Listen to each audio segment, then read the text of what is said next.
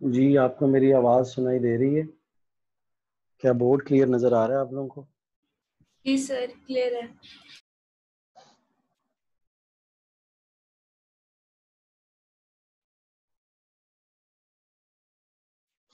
X-rays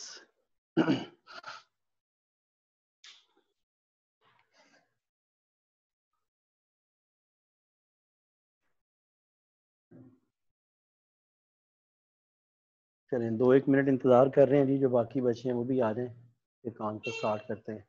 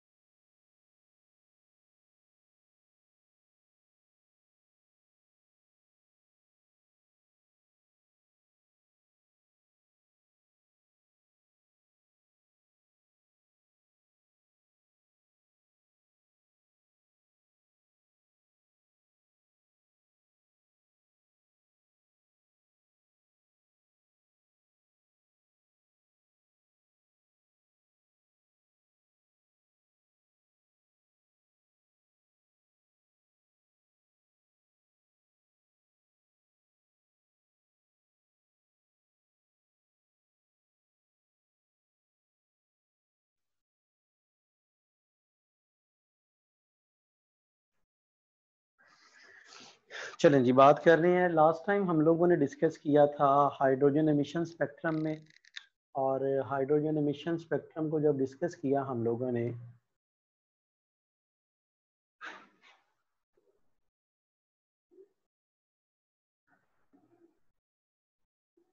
काफ़ी detail से बात की थी हम लोगों ने।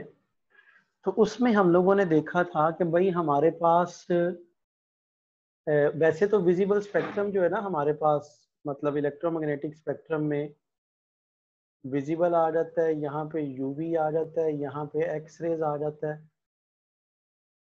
यहाँ पे गैमा रेज, यहाँ पे आईआर था, और इसके नीचे माइक्रो आ जाता है, और फिर रेडियो वेव्स आ जाती हैं। लेकिन अगर आपको याद हो जो कल का टॉपिक था हाइड्रोजन एमिशन स्पेक्ट्रम में, उसमें हमारे पास सिर्फ ये 3 चीजें आ रही थी, ये वाला पोर्शन आ रहा था। यानी हमारे पास जो मैक्सिमम फोटोन एमिट हो रहा था हाइड्रोजन के केस में, वो कौन सा था? यूवी। हालांकि यूवी से ज्यादा एक्सरे है, यानी मैक्सिमम आपके पास यूवी फोटोन एमिट हो रहा था, अल्ट्रावायलेट। एक्सरे एमिट नहीं हो रहा था। क्यों? क्योंकि हाइड्रोजन के एनर्जी लेवल्स के दरमियान जो डिफरेंस था एनर्जी का, वो मैक्सिमम अल्ट्रावायलेट ही।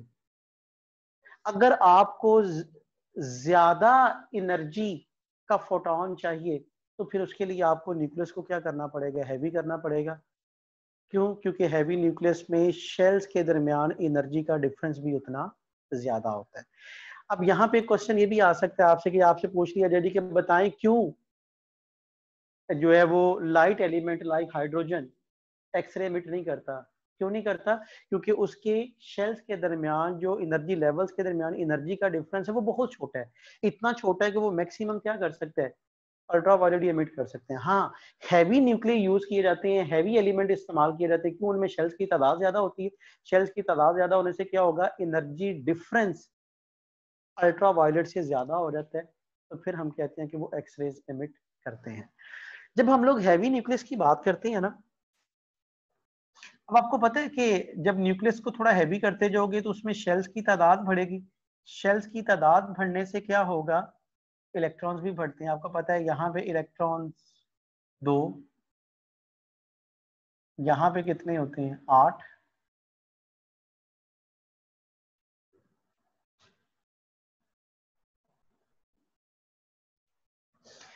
अब ये जो इनर मोस्ट ऑर्बिट होता है, अगर आपको याद हो तो कल हम लोगों ने डिस्कस भी किया था, E1 minus E2 is greater than E3 minus E2 is greater than E4 minus E3 is greater than, याद है ना?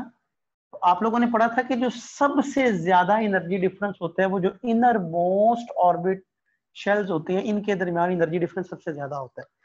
अब चूंकि ये एटम स्टेबल है, ये ऑर्बिट स्टेबल है, इसमें डुप्लेट रूल फॉलो हो रहा है, इसका मतलब है ये स्टेबल होगा, यहां से इलेक्ट्रॉन को रिमूव करना आसान नहीं होगा। जब भी कोई एटम डुप्लेट रूल या ऑक्टेट, जो मतलब शेल को कंप्लीट कर देता है, याद रखिएगा यूनिवर्स में हर चीज की कोशिश होती है कि खुद को स्टेबिलिटी में ले जाए।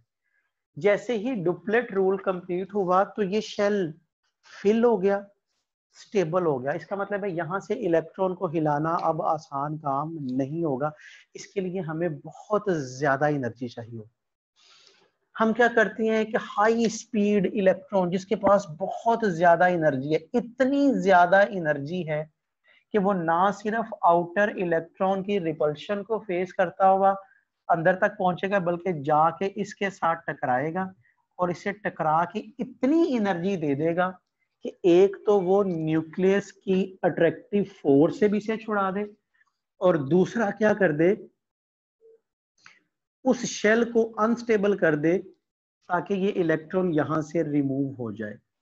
यहां पे आ गया। अब जैसे ही इलेक्ट्रॉन यहां से निकलेगा, इस इलेक्ट्रॉन की बन जाएगी वैकेंसी। अब आपको पता है कि हमेशा जो सबसे पहले लो एनर्जी लेवल के ऑर्बिट फिल होते हैं। अब इस वैकेंसी को फिल करने के लिए पॉसिबिलिटीज होंगी, इलेक्ट्रॉन यहां से जंप करके आ जाएगा, यहां से जंप करके यहां पे आ जाएगा, यहां से जंप करके आएगा। इनर शेल को कंप्लीट करने के लिए एनर्जी डिफरेंस यूवी से ज्यादा आता है, यहां से जंप करके आएगा, एनर्जी डिफरेंस यूवी से ज्यादा आता है। इसे हम लोग बोलते हैं करैक्टरिस्टिक्स एक्स रेज, और इसे बोलते हैं इनर शेल ट्रांजिशन, यानी इनर शेल्स के दरमियान इलेक्ट्रॉन की मूवमेंट की वजह से फोटोन का एमिट होगा। और यहाँ पे जो फोटोन एमिट हो रहा था वो एक्स रेज रीजन में था, और इन्हें नाम दिया गया करैक्टरिस्टिक्स एक्स रेज का। अब करैक्टरिस्टिक्स क्यों कहा गया इन्हें? क्योंकि ये सारी की सारी डिस्क्रीट थी, क्योंकि शेल्स के दरमियान एनर्जी डिफरेंस स्पेसिफिक था, ये डिस्क्रीट हैं। और याद रखिएगा यही जो करैक्टरिस्टिक्स है ना, ये मटेरियल की नेचर को डिस्कस कर रही होती है। यानी अगर आपने किसी मटेरियल की प्रॉपर्टीज के बारे में जानना है तो आपके पास करैक्टरिस्टिक्स एक्सरेज ही हमें उसकी इंफॉर्मेशन दे रही होती है। और इसी टॉपिक को नाम दिया इनर शेल ट्रांजिशन, यानी इनर शेल्स के दरमियान इलेक्ट्रॉन की ट्रेवलिंग हुई। चूंकि इनर शेल्स के दरमियान एनर्जी डिफरेंस सबसे ज्यादा होता है, इसलिए जो फोटोन एमिट होगा वो किस रीजन में आएगा? एक्स रेज रीजन में। इसके लिए हम लोग हैवी न्यूक्लियस इस्तेमाल किया करते हैं, हैवी एलिमेंट इस्तेमाल करते हैं जिसके शेल्स की तादाद कंपैरेटिवली ज्यादा होती है। Is it clear? Yes, sir. यहाँ तक अगर कोई कंफ्यूजन है तो पूछ सकते हो जी। सर अगर हाई एनर्जी के लिए चाहिए तो इन्फिनिट से नहीं जंप करेगा? देखो जैसे जैसे आप बात करते हो ना, आपका क्वेश्चन ये भी हो सकता था कि सर अगर इन्फिनिट से जंप करके आ जाएगा हाइड्रोजन एमिशन के केस में, फर्स्ट ऑर्बिट में, तो एनर्जी लेवल सबसे ज्यादा होगा। लेकिन आप लोगों ने अगर देखा हो कि हाइड्रोजन के केस में वो मैक्सिमम एनर्जी लेवल भी यूवी में आ रहा था। इसका मतलब है यही हो सकता है ना कि मैक्सिमम पॉसिबिलिटी क्या है, इन्फिनिट से जंप करके फर्स्ट में आ जाए, उससे नीचे तो नहीं ना जा सकेगा, फर्स्ट में आएगा, फिर भी यूवी आ रहा था। हाँ, यहां से जब वो किसी हाई एनर्जी लेवल से जंप करके फर्स्ट में आता है तो उस केस में जो फोटोन एमिट होगा वो हाइड्रोजन के अल्ट्रावायलेट के फोटोन डिफरेंस से भी ज्यादा होगा। यानी जितना एनर्जी का डिफरेंस यहां मैक्सिमम पे आ रहा था ना, इन्फिनिट से जंप करके आने पे आ रहा था, उससे ज्यादा एनर्जी डिफरेंस यहाँ पे शेल्स के दरमियान है, क्योंकि आपने यहाँ पे एलिमेंट को हैवी कर दिया, शेल्स की तादाद बढ़ गई, हाइड्रोजन में तो शेल ही है। तो चूंकि इनर शेल्स के दरमियान इलेक्ट्रॉन की ट्रांजिशन हुई, मूवमेंट हुई, उसके दौरान फोटोन एमिट हुआ, इसे हम लोग क्या बोलते हैं, इनर शेल ट्रांजिशन। इस केस में जो फोटोन एमिट हुआ, ये एक्सरे, इसकी एनर्जी यूवी से ज्यादा आ रही थी, ये एक्स रेज रीजन में आ रहा था, यूवी से ज्यादा था, तो इसका मतलब है एक्स रेज।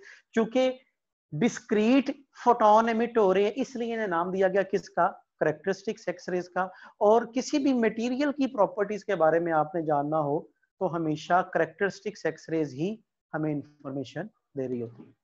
अब सवाल ये पैदा होता है कि ठीक है, इन इलेक्ट्रॉन्स की प्रोडक्शन किस तरह हो सकती है, इलेक्ट्रॉन कह रहा हूँ, इस एक्स रेज। तो प्रोडक्शन ऑफ एक्स रेज पे बात करेंगे हम लोग कि इसका क्या सर पैरामीटर होगा। यहाँ जी पे जी, अगर हम इन्फिनिटी से लाएं तो यहाँ पे गैमा रेज प्रोड्यूस हो सकती हैं? नहीं, हाँ एक चीज और याद रखिएगा, due to transition, due to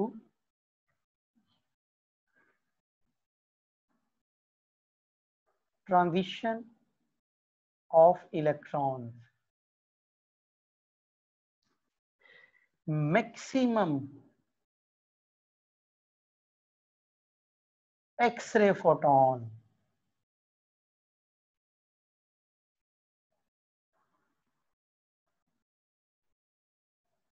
are emitted. Gamma rays can never be emitted due to electronic transition.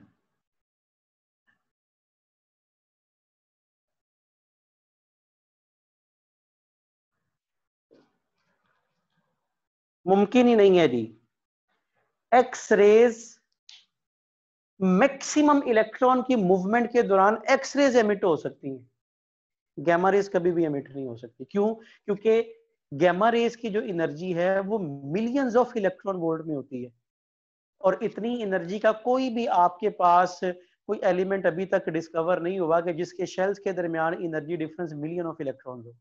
इसलिए मैक्सिमम आप इनर शेल ट्रांजिशन के केस में मैक्सिमम एक्सरे फोटोन एमिट होगा। यानी हम कह सकते हैं ये जो है ना सारा, यहां से लेके नीचे वाला सारा, ये सारा ट्रांजिशन के केस में हासिल हो सकता है, जबकि ये वाला ट्रांजिशन के केस में हासिल नहीं हो सकता। उसके लिए एनर्जी बहुत ज्यादा चाहिए होती है, जो कि मुमकिन नहीं है। इनर शेल ट्रांजिशन की बात कर रहा हूँ, इलेक्ट्रॉनिक ट्रांजिशन, ठीक है जी। सर लेकिन जो रेडियो एक्टिव एलिमेंट्स होते हैं वो तो गैमा रेज इमिट कर रहे होते हैं। हाँ, लेकिन उसमें इलेक्ट्रॉनिक ट्रांजिशन नहीं होती, उसमें न्यूक्लियस की ब्रेकडाउन होती है, न्यूक्लियस की ब्रेकेज होती है, वो आगे डिस्कस करेंगे,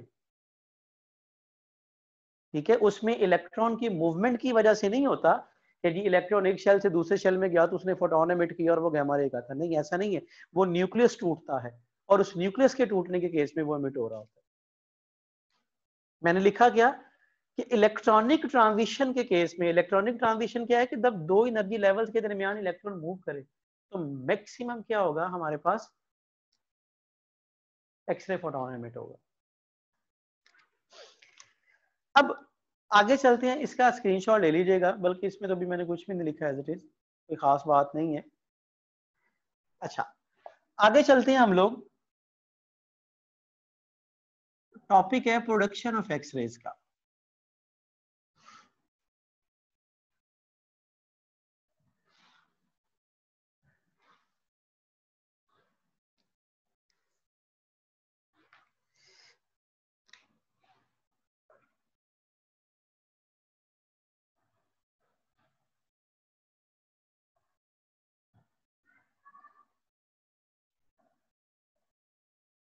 प्रोडक्शन ऑफ एक्स रेज के लिए हम लोगों ने क्या किया, एक फिलामेंट लिया,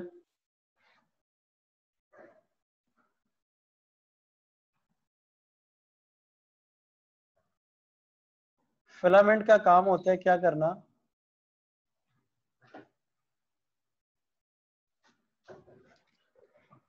कैथोड को हीट अप करना, और कैथोड के हीटअप होने से इसमें से इलेक्ट्रॉन्स का एमिशन स्टार्ट हो जाएगा। इस एमिशन को बोलते हैं हम लोग थर्मियोनिक एमिशन। आप लोगों ने एमिशन दो तरह के पढ़े हुए हैं, एमिशन थर्मियोनिक और फोटोनिक। थर्मियोनिक एमिशन क्या होता है? हीट की वजह से क्या होना, किसी चीज को आप हीटअप करते हो, हीट की वजह से इलेक्ट्रॉन्स का एमिशन होना, दैट इज थर्मियोनिक एमिशन। और फोटोनिक एमिशन क्या होता है? लाइट की वजह से इलेक्ट्रॉन्स का निकलना। ये आप लोगों ने पढ़ा था फोटोइलेक्ट्रिक इफेक्ट में।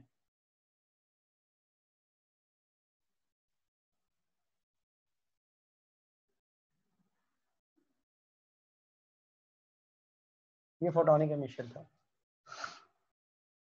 यहां पे आगे इसके साथ ही हमारे पास लगा होता है क्या, यहां पे सामने होता है एनोड, आमतौर पे टंगस्टन मेटल का होता है। और पहले भी बताया हुआ है कि टंगस्टन क्यों इस्तेमाल की जाती है, क्योंकि इलेक्ट्रॉन्स आके टकराएंगे, हीट पैदा होगी, इसका मेल्टिंग पॉइंट ज्यादा है, जिसकी वजह से ये पिघलेगी नहीं।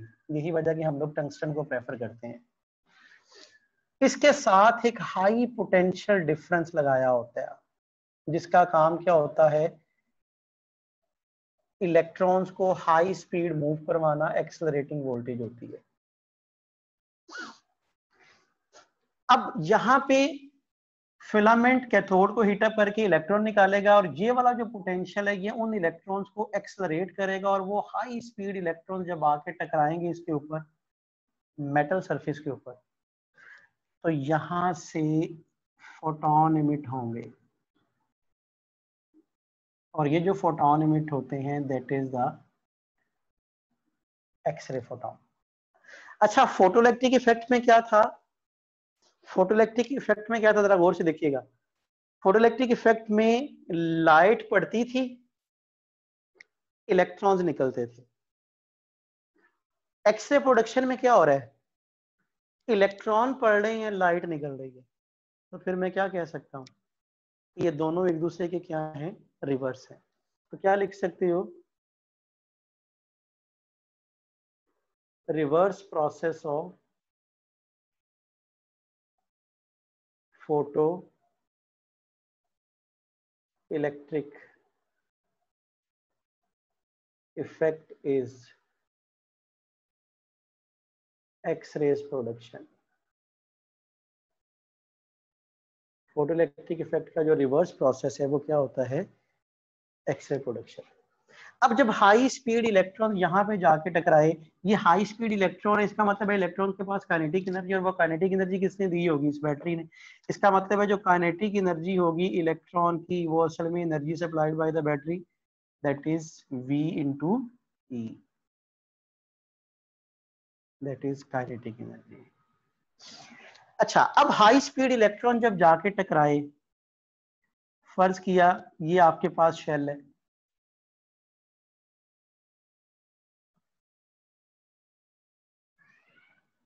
ये K शेल, ये L, ये M। मैं कहता हूँ जी फर्ज किया वैकेंसी प्रोड्यूस हुई यहाँ पे K में। जब K में वैकेंसी प्रोड्यूस हुई तो पॉसिबिलिटी क्या होगी, जंप करके कहां से कहां पे आएगा, L से M K में। अगर L से K में आएगा तो एनर्जी डिफरेंस क्या आएगा, EL माइनस EK।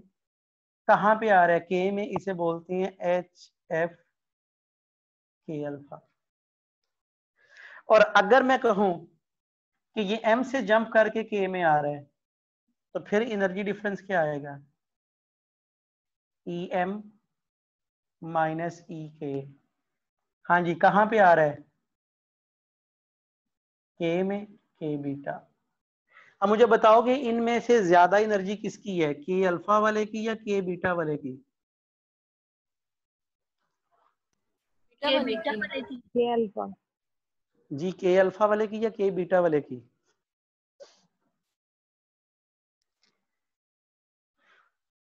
जी बताइएगा।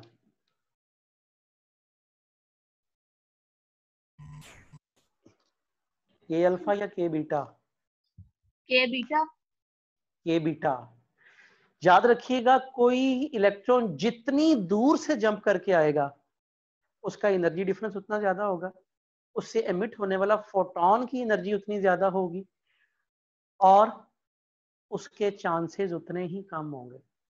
और जो जितने करीब से आएगा उसकी एनर्जी कम होगी, लेकिन प्रोबेबिलिटी चांसेस क्या होंगे, ज्यादा। अगर मैं कहूं जी कि बताएं इन दोनों में से ज्यादा चांस किसके एमिट होने के, तो क्या कहूंगा, जो करीब से होगा इसके चांसेस ज्यादा होंगे, इसकी एनर्जी कम होगी। जो बीटा वाला है वो दूर से आएगा, उसके चांसेस कम होंगे लेकिन एनर्जी ज्यादा होगी। Is it clear? समझ आ गई बात की? अच्छा, यहां पे हमारे पास ये जो होता है ना, ये होता है कूलिंग ऑयल। इस कोलाइडिश ट्यूब के अंदर ये कूलिंग ऑयल होता है। इस कूलिंग ऑयल का क्या काम होता है, जिस तरह गाड़ियों में रेडिएटर में पानी डाला जाता है ना, और वो पानी इंजन को ठंडा रख रहा होता है, हीट एक्सचेंज कर रहा होता है, बिल्कुल इसी तरह जब हाई स्पीड इलेक्ट्रॉन इसके ऊपर आके टकरा रहे होंगे ना, इस एनोड के ऊपर, तो हीट पैदा होती जाएगी। और ये जो कूलिंग ऑयल है उस हीट को एक्सचेंज करके इस टंगस्टन को कूल डाउन कर रहा होगा, ताकि क्या हो सके, पैदा होने वाली हीट की वजह से ये इतना हीटअप ना हो जाए कि ये मेल्ट हो जाए, उसे ठंडा रख रहा होगा। ठीक है जी, ये तो थी हमारे पास प्रोडक्शन ऑफ एक्सरेज। अब ये कौन सी है, इनर शेल ट्रांजिशन। इस केस में जो फोटोन एमिट होंगे ये सारे के सारे कैरेक्टरिस्टिक्स एक्सरेज होंगे। क्यों? क्योंकि शेल्स के दरमियान एनर्जी डिफरेंस था, ये हमेशा डिस्क्रीट एक स्पेसिफिक वैल्यू के ही एमिट होंगे, इसलिए हम इसे क्या बोलते हैं, कैरेक्टरिस्टिक्स एक्सरेज। सेकंड नंबर पे हम लोग बात करते हैं किस पे, कॉन्टिन्यूस एक्सरेज पे। यहां तक अगर कोई कंफ्यूजन है तो पूछ सकते हो। सर ये जो लास्ट पॉइंट आपने बोला रिपीट कर दें, या कैरेक्टरिस्टिक एक्सरे वाला। देखो, याद रख लो कि जब भी इनर शेल ट्रांजिशन होगी ना, इलेक्ट्रॉन दो शेल्स के दरमियान मूव करेगा, और दो शेल्स के दरमियान जो एनर्जी का डिफरेंस होता है वो डिस्क्रीट होता है, स्पेसिफिक होता है। जब स्पेसिफिक हो तो उसे हम लोग कैरेक्टरिस्टिक्स एक्सरे कहते हैं। मतलब समझाने के लिए बता रहा हूं, अगर फर्ज करूं इसकी एनर्जी 1 इलेक्ट्रॉन वोल्ट है, इसकी एनर्जी 2 इलेक्ट्रॉन वोल्ट है, इसकी एनर्जी 3 इलेक्ट्रॉन वोल्ट है, तो भाई फोटोन एमिट होने के चांसेस क्या है, जब यहां से यहां पे आएगा तो 1 इलेक्ट्रॉन वोल्ट का फोटोन एमिट करेगा, अगर यहां से यहां पे आएगा तो 2 का करेगा। इसका मतलब है इस केस में या तो 1 का कर सकता है या 2 का कर सकता है। मैं आपसे कहूं जी 1.5 का एमिट कर रहा है तो इसका मतलब मैं गलत कह रहा हूं, ऐसा मुमकिन नहीं है, क्योंकि एनर्जी डिफरेंस इतना नहीं, एनर्जी डिफरेंस या तो 1 का है या 2 का है। तो ये डिस्क्रीट आ गया। जब भी शेल्स के दरमियान ट्रांजिशन होगी तो हमेशा डिस्क्रीट हुआ करते हैं। ठीक है sir, X ray production thermionic emission का भी रिवर्स प्रोसेस है? नहीं, थर्मियोनिक एमिशन तो और चीज है ना, थर्मियोनिक एमिशन तो और चीज है। एक्सरे प्रोडक्शन है हमारे पास फोटोइलेक्ट्रिक इफेक्ट। हाँ, फोटोनिक एमिशन का कह सकते हो रिवर्स है। फोटोनिक एमिशन में क्या था, लाइट पड़ती थी, इलेक्ट्रॉन निकलते थे। यहाँ पे क्या है, इलेक्ट्रॉन पड़ रहे हैं, लाइट निकल रही है। फोटोनिक एमिशन का कह सकते हो रिवर्स है। सर लेकिन हीट भी तो इलेक्ट्रोमैग्नेटिक वेव्स है ना? हाँ, तो उसके भी फोटॉन्स होंगे, और वो फोटॉन्स पड़ रहे हैं और इलेक्ट्रॉन्स निकल रहे हैं वहां से। लेकिन हम आमतौर पे इसे डील इस तरह नहीं किया करते। मतलब ये तो कंपैरिजन हम अपने तौर पे बना रहे हैं ना, वो अपने तौर पे हम कंपैरिजन बना रहे हैं, वो तो जैसे मर्जी कर ले। लेकिन अगर क्वेश्चन आ जाता है आपको कि जी बताएं एक्सरे प्रोडक्शन का रिवर्स प्रोसेस क्या है, तो फिर हम क्या कहेंगे कि वो फोटोइलेक्ट्रिक इफेक्ट ही है, क्योंकि ये डायरेक्ट एक दूसरे के साथ मैच। वैसे तो आप कोई सी भी बात कर लो,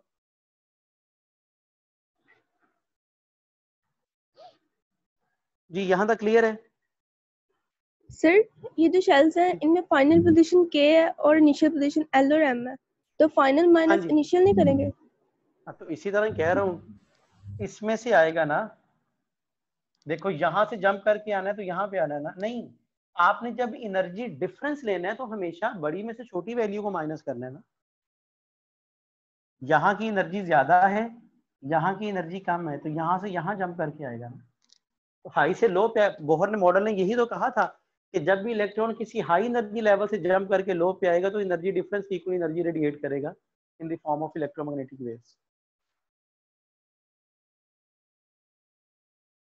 ठीक है, चलें आगे बात करते हैं कॉन्टिन्यूस एक्सरेज पे। अब कॉन्टिन्यूस एक्सरेज क्या है?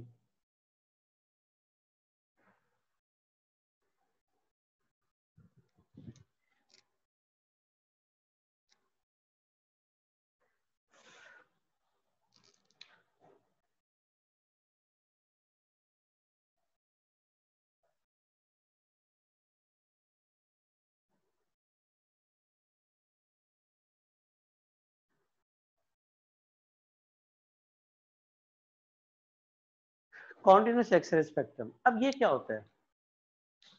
आप लोगों ने ना यूनिट नंबर 16 में पढ़ा था कि जब भी किसी चार्ज पार्टिकल में एक्सेलरेशन पैदा किया जाता है ना, एक्सेलरेट किया जाए उसे, यानी उसकी स्पीड में कमी बेशी लाई जाए, तो उसमें एक्सेलरेशन पैदा होगा। और एक्सेलरेटेड चार्ज हमेशा रेडिएशन एमिट करता है। ये प्रिंसिपल भी था, charge should be accelerated to generate electromagnetic waves.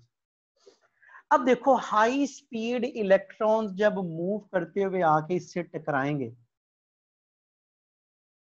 तो सडनली डिसेलरेट होंगे, उनकी स्पीड में कमी आएगी। स्पीड में कमी आने का मतलब उनमें एक्सेलरेशन पैदा होगा। जब उनमें एक्सेलरेशन पैदा होगा तो वो इलेक्ट्रॉन रेडिएशन एमिट करते हैं। इस इफेक्ट को बोलते हैं हम लोग ब्रेकिंग रेडिएशन इफेक्ट,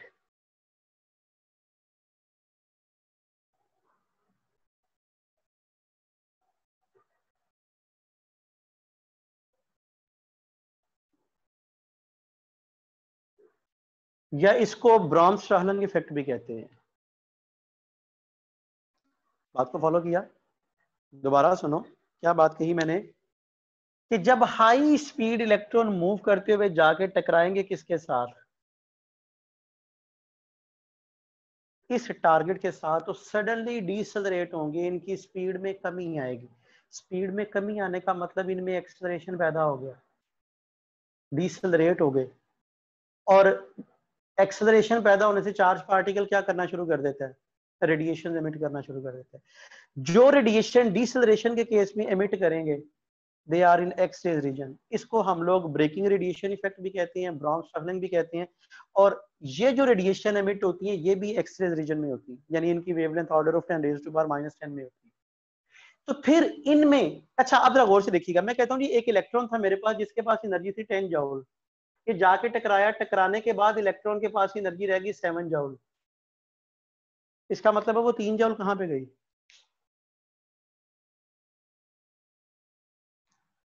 जी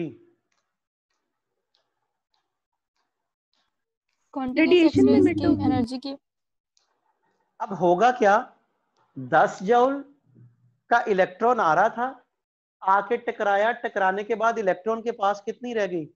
7 जूल। इसका मतलब है उसकी एनर्जी कम होगी। एनर्जी कम होने का मतलब डिसेलरेट हुआ। जितना डिसेलरेट होगा, जितनी एनर्जी में कमी आएगी डिसेलरेशन के केस में, उतनी एनर्जी वो फोटॉन्स की शक्ल में एमिट कर देगा। मतलब मैं कहता हूं कि ये जाके टकराया, एक कुलियन के बाद इसकी एनर्जी 7 जूल रह गई, तो इसका मतलब है एक कुलियन में इसकी 3 जूल एनर्जी कम हुई। 3 जूल एनर्जी कम होने का मतलब है कि एक कुलियन में फिर ये 3 जूल एनर्जी का फोटोन एमिट कर चुका होगा। समझ आई बात की? याद रखिएगा, कुलियंस के बाद जितना ज्यादा कमी आती है, मतलब जितनी एनर्जी कम हो जाएगी, ज्यादा कम होगी तो रेट ऑफ डिसेलरेशन ज्यादा होगा। फॉर एग्जांपल मैं कहता हूं जी ये जाके टकराया, 10 कुलियन के बाद रेस्ट में आया, इसका मतलब क्या होगा? हर एक कुलियन में 1 जूल एनर्जी दे रहा है, तो जो फोटोन एमिट होगा वो हर एक कुलियन में 1 जूल एनर्जी का फोटोन एमिट होगा। मैं कहता हूं जी 5 कुलियन में रेस्ट में आ गया, इसका मतलब क्या है कि हर एक कुलियन में क्या कर रहा है? 2 2 जूल जूल एनर्जी। इसका मतलब है इसके मुकाबले में इसका रेट ऑफ डिसेलरेशन ज्यादा होगा। फिर मैं कहता हूं कि अच्छा भाई 10 जूल का था, 2 कोलिजन में रेस्ट में आ गया, इसका क्या मतलब? 5 जूल के 2 एक कोलिजन में 5 जूल का फोटोन। और फिर मैं ये कहता हूं मैक्सिमम क्या हो सकता है? मैक्सिमम ये हो सकता है कि एक कोलिजन में ही रेस्ट में आ जाए। जब एक कोलिजन में रेस्ट में आएगा तो क्या मतलब? एक ही फोटोन एमिट कर, जब एक ही कोलिजन में रेस्ट में आ जाएगा तो इसका क्या मतलब होगा? एक ही फोटोन एमिट हुआ जिसकी एनर्जी एक ही 10 जूल फोटोन है। एमिट होगा जिसकी एनर्जी 10 जूल होगी। इसका मतलब है इन 4 केसेस में सबसे ज्यादा रेट ऑफ डिसेलरेशन किस में होगा?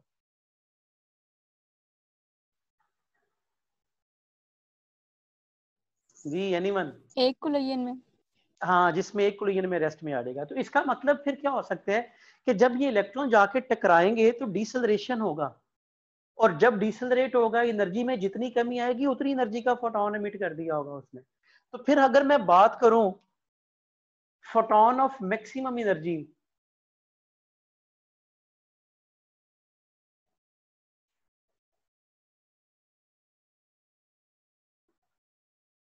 क्या चीज हो सकती है? मैक्सिमम एनर्जी का फोटोन, मैक्सिमम उतनी एनर्जी का फोटोन हो सकता है जितनी काइनेटिक एनर्जी की एनर्जी है, जितनी इलेक्ट्रॉन की काइनेटिक एनर्जी है। और काइनेटिक एनर्जी कितनी है? VE, that is HF maximum, and VE HC over lambda minimum, and lambda minimum HC over EV। अब जरा गौर से देखिएगा, lambda minimum HC over E into 1 over V। ये जो HC over V है ये कांस्टेंट होता है, और इसे लिख सकते हो 1240 ज़रब 10 की ताकत -9।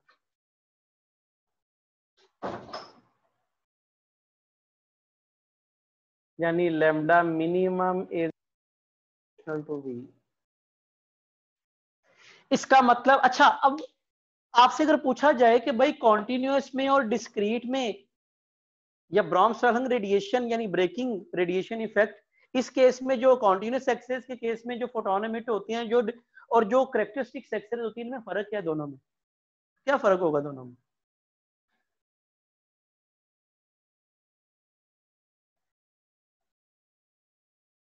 जी कोई बताएगा?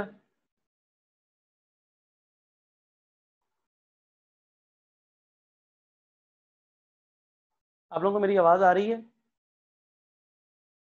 जी सर आ रही है। जी, कैरेक्टरिस्टिक्स में और कॉन्टिन्यूअस में फर्क क्या है दोनों में? पहला फर्क कि भाई ये हमेशा स्पेसिफिक वैल्यूज की होंगी, डिस्क्रीट जो है खास वैल्यूज की होंगी जितना एनर्जी डिफरेंस होगा। और ब्रॉम-स्टर्लिंग रेडिएशन, समझ आई बात की? ब्रॉम-स्टर्लिंग रेडिएशन किसी भी वैल्यू की हो सकती है, नंबर 1। नंबर 2, मटेरियल की नेचर के बारे में हमें जो इंफॉर्मेशन मिलती है वो हमेशा कैरेक्टरिस्टिक्स एक्सरेज इंफॉर्मेशन देती है। ब्राउन-स्टर्लिंग रेडिएशन हमें मटेरियल की नेचर के बारे में इंफॉर्मेशन नहीं दिया करता।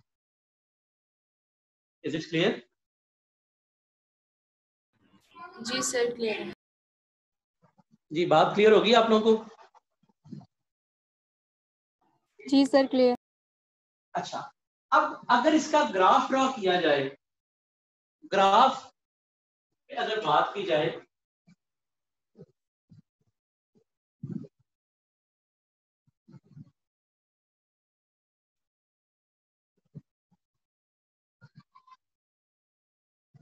जी जरा देखिएगा ग्राफ। इसमें जो ग्राफ हमारे पास बना था ना,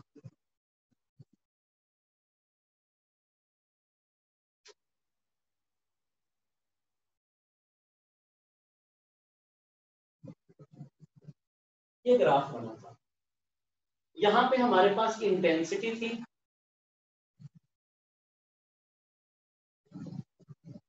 और यहां पे हमारे पास वेवलेंथ थी। अब देखो यहाँ ये मिनिमम वेवलेंथ है, लैम्डा मिनिमम। अब ये जो लैम्डा मिनिमम है यहां से लेके कोई भी वैल्यू हो सकती है कॉन्टिन्यूस के केस में, और देखो ग्राफ कहीं भी ब्रेक नहीं हो रहा। इसका मतलब है ग्राफ के ब्रेक ना होने का मतलब कि यहाँ पे तकरीबन हर वेवलेंथ एमिट होगी जो एक्स रे रीजन में लाई करती है। अब सवाल ये पैदा होता है कि अगर मैं, अच्छा ग्राफ दो एक्सिस पे मुश्तमिल होता है, एक्स एक्सिस और वाई एक्सिस, समझ आ गई बात की? अब ग्राफ को अगर आप एक्सपेंड करना चाहो तो वो भी दो लिहाज से होगा, एक्स एक्सिस पे एक्सपेंड हो सकता है या वाई एक्सिस पे एक्सपेंड हो। अगर मैं इस v यानी एक्सेलरेटिंग वोल्टेज जो है ये वाला v, इसकी वैल्यू बढ़ाता जाऊं तो इसका मतलब है लैम्डा मिनिमम की वैल्यू कम होती है। लैम्डा मिनिमम की वैल्यू कम होने का मतलब कि ग्राफ ओरिजिन की तरफ होता है। यानी अगर मैं एक्सेलरेटिंग पोटेंशियल बढ़ाता जाऊंगा तो मेरे पास लैम्डा मिनिमम कम होता जाएगा, मतलब ग्राफ शिफ्ट होता जाएगा टूवर्ड्स ओरिजिन। मुझे बताओगे ये जो दो पीक्स दी हुई हैं, ये वाली और ये वाली, ये दो पीक्स किसको रिप्रेजेंट करते हैं? इसमें पी को क्या कहते हैं? A B. अब मुझे बताओगे इसमें से कौन सा अल्फा है कौन सा बीटा है? सर इसमें तो हम बता ही नहीं सकते, ये कॉन्टिन्यूस एक्सरेज हैं। ये ग्राफ जो बना हुआ है ना, ये दोनों का कंबाइन बना हुआ है, कॉन्टिन्यूस और डिस्क्रीट का। अगर मैं इन पीक्स के बारे में आपसे पूछूं कि ये पीक कौन किसको रिप्रेजेंट कर रही है, जरा गौर कीजिएगा। अगर मैं बात करूं ना अल्फा की एनर्जी कम होती है लेकिन इसके चांसेस ज्यादा होते हैं। यानी चांसेस का मतलब फोटॉन्स की तादाद ज्यादा होती है, इंटेंसिटी ज्यादा होती है। और बीटा के केस में एनर्जी ज्यादा होगी लेकिन चांसेस क्या होंगे? कम होंगे।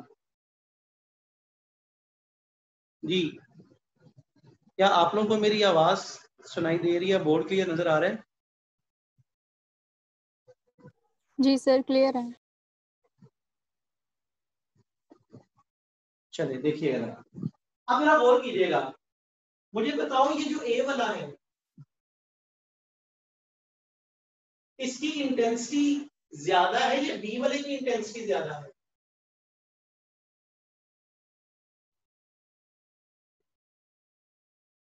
जी किसकी इंटेंसिटी ज्यादा है? बी वाले की। बी वाले की इंटेंसिटी ज्यादा है।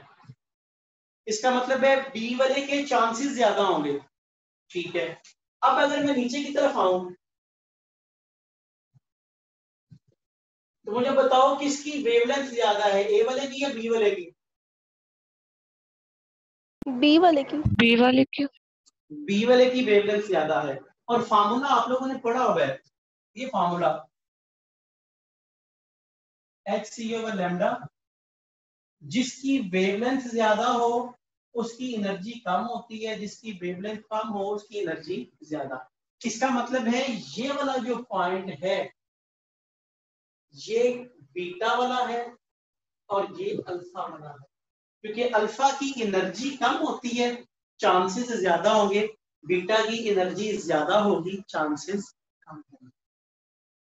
समझ रहे? हाँ, इससे आगे चल के आता है वो और चीज बन जाएगी। समझ आ गई बात? अच्छा, अब सवाल ये पैदा होता है कि इन हॉरिजॉन्टल पे तो मैंने देखा अगर मैं ग्राफ को हॉरिजॉन्टल मूव करना चाहता हूं तो मुझे v को चेंज करना पड़ेगा। ये जो एक्सेलरेटिंग वोल्टेज है जब मैं इसे कम ज्यादा करूंगा तो मेरे पास ग्राफ हॉरिजॉन्टल मूव करेगा ऐसे। मैं चाहता हूं कि ये पीक्स अप एंड डाउन हो, तो पीक्स अप एंड डाउन कैसे होंगी? उसके लिए मुझे क्या करना पड़ेगा? इस फिलामेंट करंट को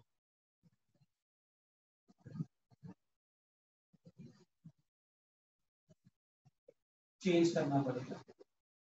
जितना फिलामेंट करंट ज्यादा करता जाऊंगा हीट ज्यादा पैदा होगी, हीट ज्यादा पैदा होने से इलेक्ट्रॉन ज्यादा निकलेंगे, ज्यादा इलेक्ट्रॉन निकलने से ज्यादा इलेक्ट्रॉन्स टकराएंगे, जब ज्यादा इलेक्ट्रॉन्स टकराएंगे तो निकलने वाले फोटॉन्स की तादाद भी ज्यादा होगी, जब निकलने वाले फोटॉन्स की तादाद ज्यादा होगी तो इंटेंसिटी पीक्स पहले से बुलंद हो सकती है।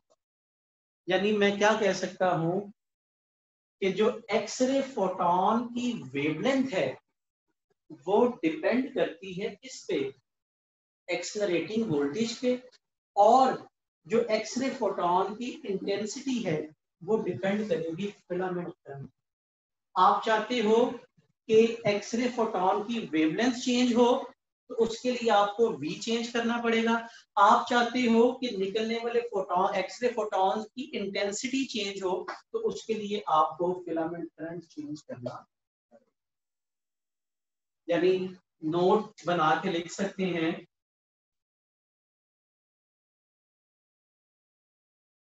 wavelength of emitted X-ray photons depends upon accelerating voltage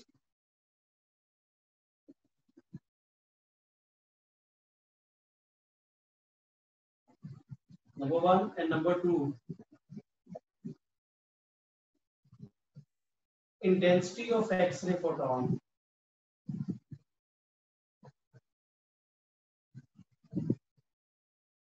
depends upon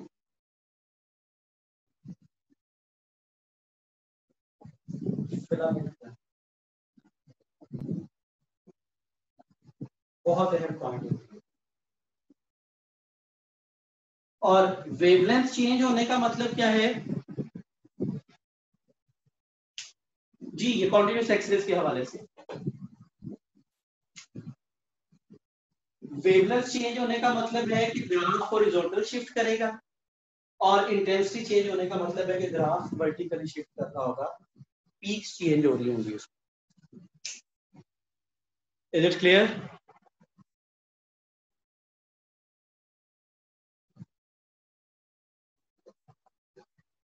जी समझ आ गई? जी सर।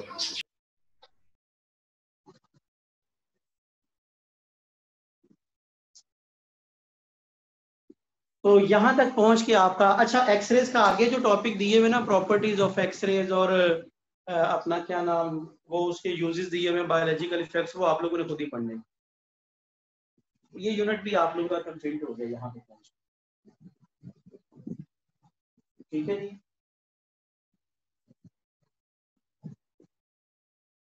नेक्स्ट हम लोग बात करेंगे किस पे, लास्ट यूनिट कल स्टार्ट करेंगे आपका, that is about nuclear physics का। ठीक है, इसके एमसीक्यूज को अच्छी तरह सॉल्व करो। ठीक है, बाकी इंशाल्लाह हम लोग कल देखेंगे। यहां तक अगर कोई कंफ्यूजन है तो पूछ सकती है। इसका स्क्रीनशॉट ले लो और मुझे ये शेयर कर दीजिएगा ताकि मैं ग्रुप में सेंड कर दूं इसे, आप लोग इसे देख लीजिएगा।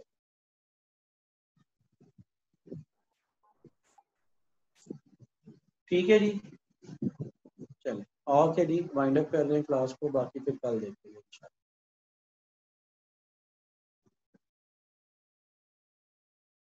अल्लाह हाफिज।